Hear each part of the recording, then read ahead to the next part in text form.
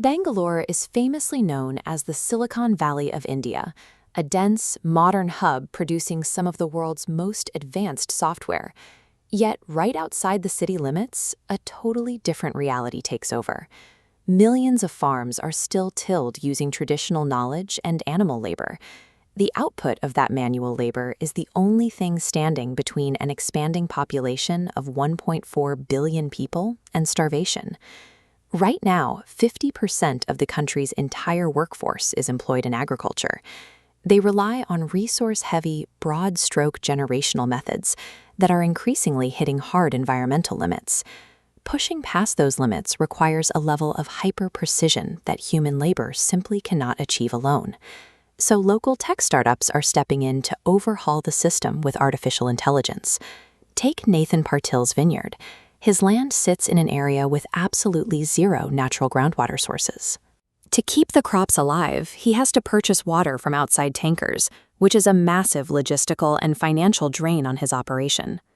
To fix this, a Bangalore-based startup called Fazal Agritech installed a network of physical sensor devices directly into the soil to constantly monitor moisture and weather conditions. Raw environmental data flows continuously from sensor nodes to a central processing hub. An algorithm processes the variables, sending precise watering and fertilizing advisories to a mobile app.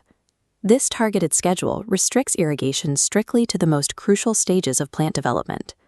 This chart shows the impact of these changes.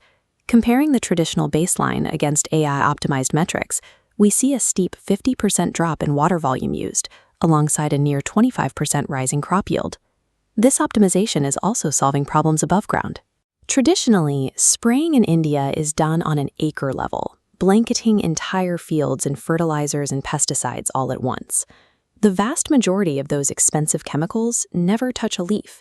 They land in the empty dirt, wasting money and degrading soil health.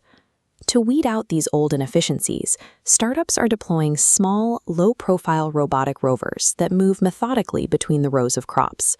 Here, precision cameras feed real-time visual data to a geometric targeting box that locks onto a green plant shape, ignoring brown negative space. The algorithm is specifically programmed to avoid face spraying, isolating only necessary plant material. This relocates agricultural decision-making from the scale of a sprawling acre down to the micro level of a single individual leaf. By executing thousands of these targeted micro-decisions per hour, farms are seeing a massive 56% savings on chemical sprays. This visualization highlights a stark reality check.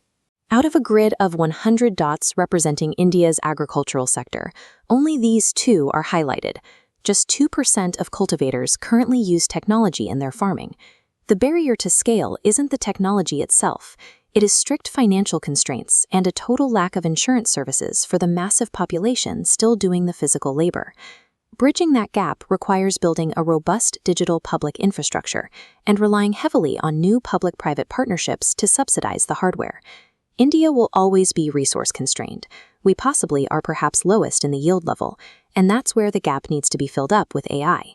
Data-driven agriculture promises profitability, but will need considerable time and investment to reach the majority of India's farmers.